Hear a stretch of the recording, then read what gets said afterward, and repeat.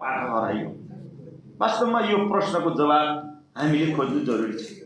मेरो बुझाइमा मैले अहिलेसम्मको बुझेको आधारमा वास्तवमा हाम्रो पठन संस्कृति कहाँबाट सुरु हुन्छ भन्दा शिक्षाबाटै हुन्छ भन्ने लाग्यो। शिक्षाबाट नै मान्छेले पढ्ने आनी बानी बसाल्ने, अध्ययन गर्ने र विषयवस्तुको गहिराइमा पुग्ने हो भन्ने मलाई लाग्छ। तर हाम्रो पछिल्लो चरणमा चाहिँ शिक्षाको जुन अवस्था छ, नीति छ, परीक्षा प्रणाली छ, यसमा सोच्नुपर्ने बेला भएको छ। घोराई उपमहानगरपालिकाको तर्फबाट मैले यो कहाँ पढाइ बिग्रियो त, एसईमा गएर किन यसरी रिजल्ट बिग्रिरहेछ, विद्यार्थी किन कमजोर भइरहेछन् भनेर सामान्यतः अब जिम्मेवारी पाइसकेपछि सुधार्ने कुरामा दुई अवधि हुँदा केही चाहिँ परिणाम ल्याउनुपर्छ भन्ने खालको सोच बन्यो र यस सम्बन्धी अलि छलफल गरिरहँदा वास्तवमा हाम्रो चाहिँ पठन संस्कृतिको विकास छैन। विद्यार्थीहरूमा पढेर लेख्ने आनी बानी चाहिँ धेरै कमजोर भइसक्यो र हाम्रो त्यो परीक्षा प्रणाली पनि मूल्याङ्कन प्रणाली एकैचोटि एसईमा गएर बल्ल हामीले रिजल्ट खोज्छौँ।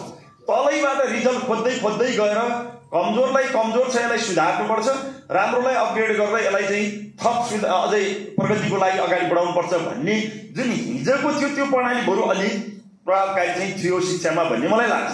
तर पछिल्लो चरणमा के हो भन्दा जानोस् नजानोस् उसलाई अपग्रेड गर्ने र शिक्षित नागरिक र हामीले देखाउँदाखेरि हाम्रो डेटामा अहिले 81% हाम्रो नेसनल डेटामा चाहिँ डाटामा एउटा शिक्षाको अवस्था जे छ, घोराई महानगरपालिकाको शिक्षाको अवस्था 83% छ। सङ्ख्याका हिसाबले, प्रतिशतको हिसाबले धेरै हामी शिक्षित भयौँ, तर शिक्षित भएको आधारमा हामीसँग ज्ञान, सिप र संस्कार रह्यो कि रहेन भन्दा संस्कार हामीले कमजोर छ भनेर आफै स्वीकारिसकेका छौँ। कस्तो शिक्षा प्राप्त गर्यौँ त हामीले? त्यति मतलब अहिले हिजो चाहिँ थोरै प्रतिशत हुँदाखेरि त्यसको गुणस्तर चाहिँ राम्रो थियो, आज प्रतिशत चाहिँ शिक्षाको प्रतिशत चाहिँ बढ्यो तर गुणस्तर चाहिँ कमजोर भइरह्यो।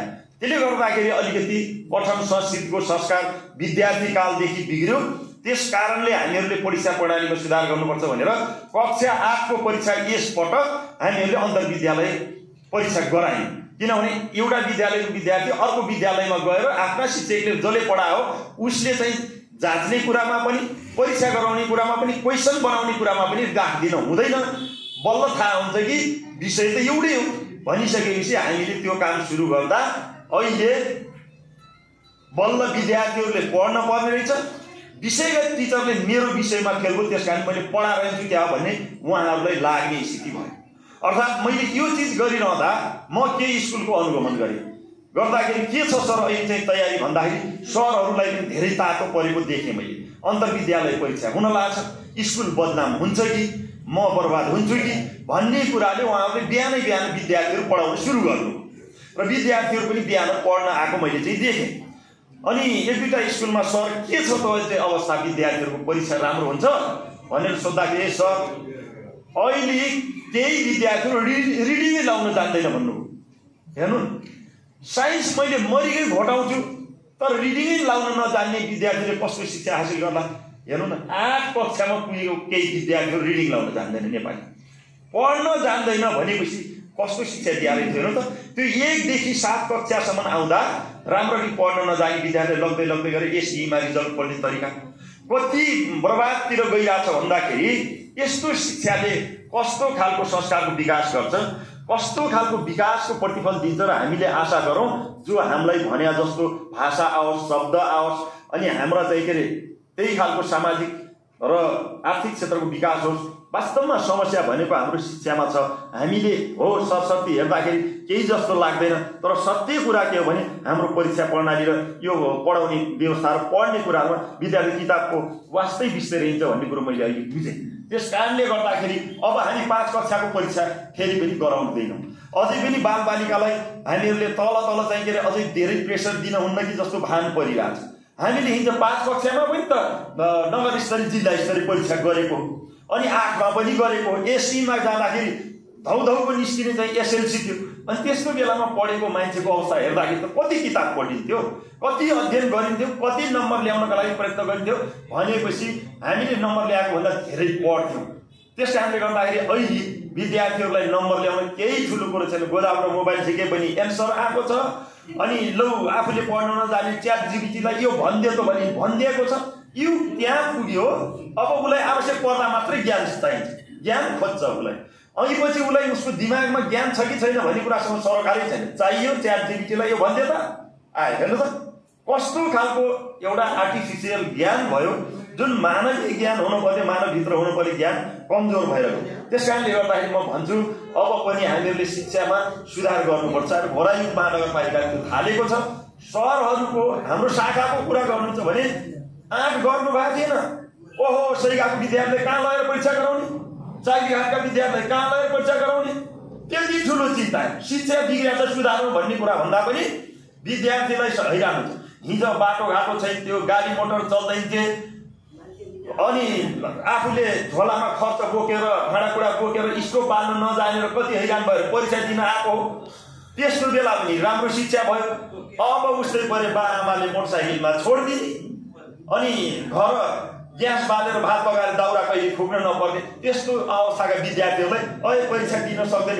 सैघाटका विद्यार्थी पनि आएर परीक्षा दिए, चाँदीघाटका विद्यार्थी पनि अहिले आएर परीक्षा दिए।